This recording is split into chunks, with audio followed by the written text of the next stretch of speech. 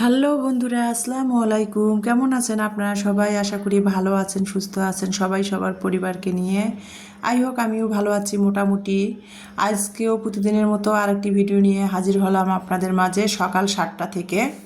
তো ইলমার কোচিং গতকালকে অফ ক্যামেরাতে আমি ইলমার কানফুটা করতে যে পার্লারে গিয়েছিলাম। তো দিনাজপুর মালদাপট্টিতে ইলমার পার্লারে কানফুটা করে পাশেই আর কি মধ্য বালুবাড়ি, দিনাজপুর মধ্য বালুবাড়িতে ইলমার কোচিং, ইংলিশ কোচিং অফ। আপনার সাথে সেটা ভিডিওতে শেয়ার করা হয় নাই, কথা বলে আসছি। এটা হলো শুধু ইংলিশ হাফ কোচিং সেন্টার। ইলমাকে দিলাম শুধু ইংলিশের উপর আর কি কোচিং দিলাম, সপ্তাহে 3 দিন কোচিং করাবে। তো কালকে কিন্তু আমি কথা বলে আসছিলাম। তো আজকে সকালে আর কি সকাল থেকে কোচিং। তো 7টার দিকে উঠে 6:30টায় উঠে ইলমাকে অফ ক্যামেরাতে নাস্তা নুডলস বানিয়ে দিয়েছিলাম। ইলমা একটু ঝোল নুডলস খেয়ে তারপরে ওর টিফিনে মিষ্টি দিলাম। মিষ্টি নিয়ে ইলমা একবারে স্কুলের পোশাক পরে রেডি হয়ে গেল। মানে কোচিংটা আর কি ওর ক্লাসটা হবে 7:30টা থেকে 9টা পর্যন্ত। তারপরে 9টা থেকে ইলমা তো বাসায় আসলে লেট হয়ে যাবে, সেজন্য একেবারে স্কুলের ইউনিফর্ম পরে রেডি হয়ে ইলমা স্কুলের ব্যাগ বই নিয়ে তারপরে ইলমা আর কি কোচিং করে, ওই দিক দিয়ে ইলমা স্কুলে চলে যাবে। তো সেটা ইলমাকে কোচিংয়ে পৌঁছে দিয়ে আসলাম। আর দেখেন এখন বাজে 7:54।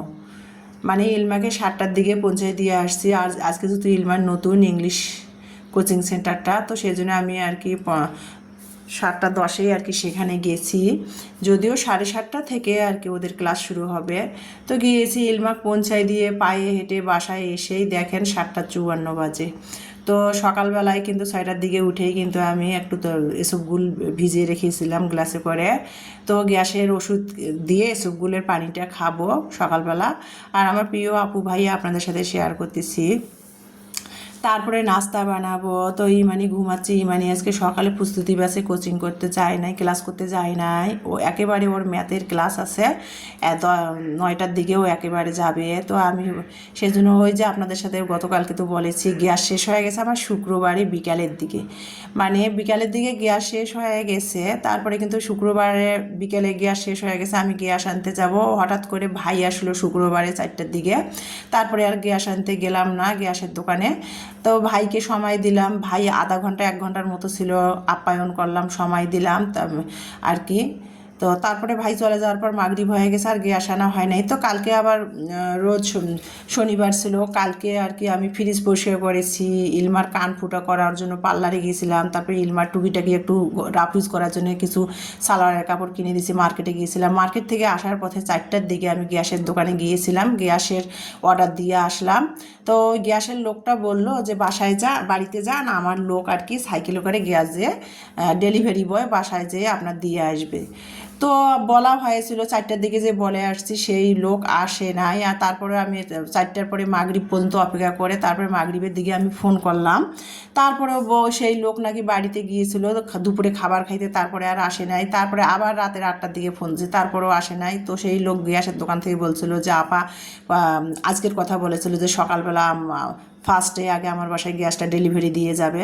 তো এই যে দেখেন এখন বাজে। তারপরে সকালে কিন্তু আমি 10টার দিকে, যেহেতু 10টার দিকে দোকানপাটগুলো খোলে 9টা 10টায়, 10টার দিকে ফোন দিলাম। তারপরে গ্যাসের লোক এসে বাসায় গ্যাস সিলিন্ডার নিয়ে এসে, বসুন্ধরা গ্যাস সিলিন্ডার 1500 টাকা।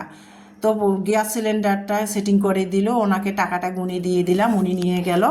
আর অলরেডি যেহেতু 11:30টা বাজে, 10টার দিকে গ্যাসের দোকানে ফোন দিয়েছিলাম। তারপরে ওনারা গ্যাস নিয়ে আসতেছে, 11:30টা বাজছে, গ্যাস সেটিং করে দিল সিলিন্ডারটা।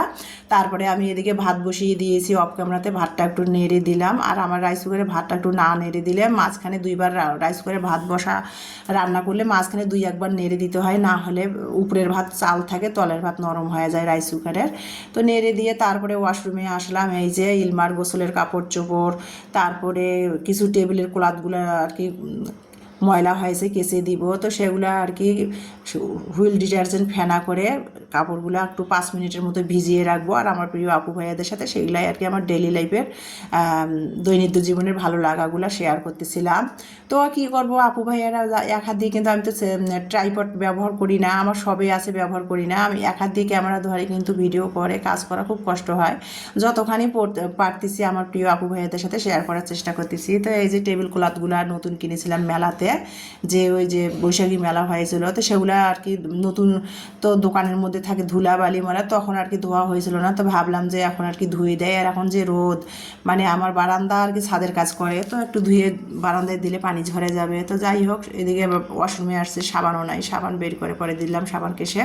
আর যেটা বলতেছিলাম, মানে ইলমার বাবা থাকলে যে এই যে আমার গ্যাসের সমস্যা, মানে সিলিন্ডার গ্যাস শেষ হয়ে গেছে, ইলমার বাবা থাকলে কিন্তু মানে আধা ঘন্টার মধ্যে কিন্তু গ্যাস শেষ হলে ইলমার বাবা কিন্তু সিলিন্ডার গ্যাস নিয়ে আসে।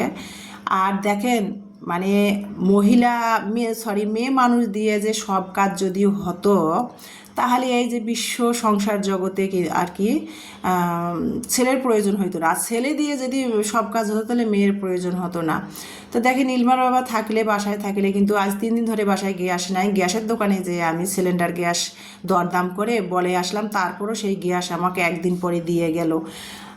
তাহলে পুরুষ মানুষ বাসায় যদি থাকতো তাহলে এই কষ্টটা করার লাগতো বলেন? সব কাজে কিন্তু মেয়ে মানুষ দিয়ে হয় না। যতই আমরা মেয়েরা পাওয়ার দেখাই না কেন, যে মেয়েদের এখন মেয়েরাই সব কিছু পৃথিবী দেশ চালাচ্ছে, মেয়েরা দেশ চালালেও কিন্তু সব কাজ মেয়েদের দিয়েও হয় না। কিছু কিছু কাজ মেয়েদের ছেলেদের ছাড়া হয় না, আবার কিছু কিছু কাজ মেয়েদের ছাড়া হয় না। তো দেখেন, ইলমার বাবা থাকলে কিন্তু আমার এই কষ্টটা করার লাগতো না। গতকালকে তো রান্না করি নাই, ফ্রিজে খাবার ছিল সেগুলাই খেয়েছি গরম করে, গ্যাস ছিল না সেই জন্য। তো আজকে 11:30 বেজে গেছে, গ্যাসের দোকানে ফোন দিছি 11টার দিকে, তারপরে 11:30 10টার দিকে, তারপর 11:30টায় গ্যাস দিয়ে গেল। এখন রান্না করব। তো সকালে ওই যে ছাদের মধ্যে বাড়িওয়ালা ভাইদের ছাদের মধ্যে যে একটু রুটি বানাতে গিয়েছিলাম, তা রুটিটা হচ্ছিল না, চুলার মধ্যে তো পুড়ে আসতেছিল, সেই জন্য একটু হালকা তেল দিয়ে দিয়ে রুটিটা, পরোটাও না রুটিও না, এইভাবে ভেজে নিয়ে আসে ফ্রিজে রসমালাই ছিল, আমার ভাই নিয়ে আসছিলো, সেই রসমালাই দিয়ে সকালের নাস্তাটা খেয়ে নিলাম।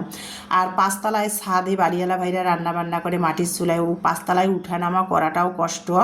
তো যাই হোক, গ্যাস দিয়ে গেল, সিলিন্ডার গ্যাস। তা এখন রান্না করব, রাইস কুকারে তো ভাত অলরেডি হয়ে গেল। আর এখন রান্না করতেছি এই যে ব্রয়লার মুরগি দিয়ে আমি এখন রান্না করব পেঁপে। আমার ভাইরা সব, মানে আমার ওই যে অসুস্থ মেরুদণ্ড সমস্যা, গ্যাসের প্রবলেম আছে দেখে বলতেছে যে পেঁপে, শশা, পটল এই ধরনের সবজিগুলো খেতে বলতেছে। তো পেঁপে নিয়ে আসছি, 8 দিন হয়ে গেল। আজকে রবিবার, আগের রবিবারে আমি নিয়ে আসছি, আজকে রবিবার, 8 দিন হয়ে গেলো। পেঁপে শুকিয়ে যাচ্ছে, শশাগুলোও শুকিয়ে যাচ্ছে ফ্রিজে। আর গরমের তরকারি যতই তরতাজা হোক না কেন, ফ্রিজে রাখেন আর বাইরে রাখেন শুকিয়ে যায়। তো শুকিয়ে যাচ্ছে, সেই জন্য ভাবলাম যে ব্রয়লার মুরগি দিয়ে আজকে পেঁপে আর কি একটু ঝোলঝোল করে রান্না করব, এটা দিয়ে আজকে দুপুরে খাবার আমাদের। তো যেটা বলতেছিলাম, আমি কিন্তু কখনো অনেক আপুদের দেখি ব্রয়লার মুরগি দিয়ে বা দেশি মুরগি দিয়ে পেঁপে রান্না করা, আমি অনেক আপুদের রেসিপিতে দেখেছি, কিন্তু আমি কখনো রান্না করি নাই। আজকে ফার্স্ট আর কি পেঁপে দিয়ে, বা ভাবলাম যে পেঁপে আসি, পেঁপে দিয়ে আলু দিয়ে যদি ব্রয়লার মুরগি খাওয়া যায়, ডাল দিয়ে যদি খাওয়া যায়, তাহলে পেঁপে দিয়ে কেন খাওয়া যাবে না? অনেক আপুরা তাছাড়া করে দেখি পেঁপে দিয়ে মুরগি রান্না করে।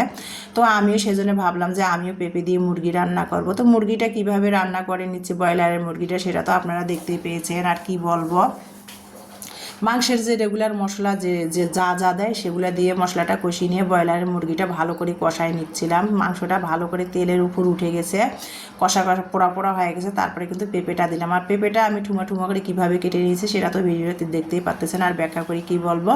তো যেটা বলতেছিলাম, ছাদের মধ্যে উঠানামা করাও কষ্ট, যদিও মাটির চুলা আছে। ভাইয়েরা ছাদের মধ্যে, ভাইয়াদের তো খড়ি কেনার লাগে না, বা বাড়ির গাছেরই খড়ি, ছাদের মধ্যে ভাইয়েরা রান্না করার আমাদের পারমিশন দিয়েছে ওনাদের চুলায়, কিন্তু উঠানামা করাটা কষ্ট।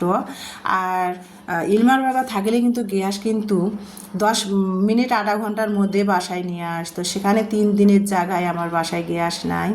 আর ফ্রিজের শুক্রবারের রান্না ছিল, গতকাল শনিবারে মেয়েদের গরম করে খাওয়াইছি ম্যাজিক চুলাতে। আর ম্যাজিক চুলাতে খাওয়াইছি, কিন্তু সারাদিনেও ফ্রিজের খাবার খেয়ে তো আর চলবে না। রাতের বেলা কি করেছি, ম্যাজিক চুলাতে একটু ভাত রান্না করেছিলাম, 250 গ্রাম চাল আর 2টা আলু সিদ্ধ করে আর কি 2 মেয়েকে রাতে খাওয়াইছি। তারপরে আর কি আলু ভর্তা করে, আর সকালবেলা তো সাদে রুটি বানিয়ে আজকে নিয়ে আসলাম, মেয়েদের খাওয়াই সকালে আর কি। মেয়েরা স্কুলে গেছে, কলেজে গেছে, ইমানি ইলমা। তো এখন গ্যাস দিয়ে গেল, রান্না করলাম ব্রয়লার মুরগি দিয়ে পেঁপে ঝোল আর কি। মানে একটু ঝোলও না, একেবারে ভুনাও না, একটু মাখা মাখা টাইপের করে রান্না করব পেঁপে দিয়ে ব্রয়লার মুরগি। তো দেখতে পাচ্ছেন কীভাবে পেঁপে দিয়ে ব্রয়লার মুরগিটা রান্না করে নিলাম। আর শুকনো মরিচটা আমি তো সব তরকারিতে শুকনো মরিচটা খাই না, শুকনো মরিচের গুঁড়াটা শুধু মাংসের ক্ষেত্রে খাই। তো রান্না হয়ে গেল, কালারটাও কত সুন্দর হয়েছে। আর ভাজা জিরার গুঁড়াটা উপরে ছড়াই দিলাম ফ্লেভার স্বাদের জন্য, দিয়ে নামিয়ে নিয়ে এই যে দুপুরের খাবার এখন বাজে দুপুর 2টা পরিবেশন করতেছি, দেখতে পাচ্তেছেন। আর পেঁপে আমি তো ভিডিওটা খাওয়ার পরে তারপরে এডিট করে ভয়েস দিচ্ছি, অসম্ভব মজা হয়েছিল। এর আগে কিন্তু আমি গেল কোরবানির মাংস দিয়ে কিন্তু আমি মাংসের তেল দিয়ে, গরুর মাংসের তেল দিয়ে কিন্তু আমি পেঁপে রান্না করেছিলাম, সেটাও কিন্তু অসম্ভব মজা হয়েছিল। আর আজকে মুরগির মাংস রান্না করেছি, সেটাও কিন্তু খুবই মজা হয়েছে। আসলে একটা কথা কি জানেন, নুন তেল দিয়ে রান্না করলে যে কোনো জিনিসে ভালো হয়, সব কিছু আর কি রুচির ব্যাপার।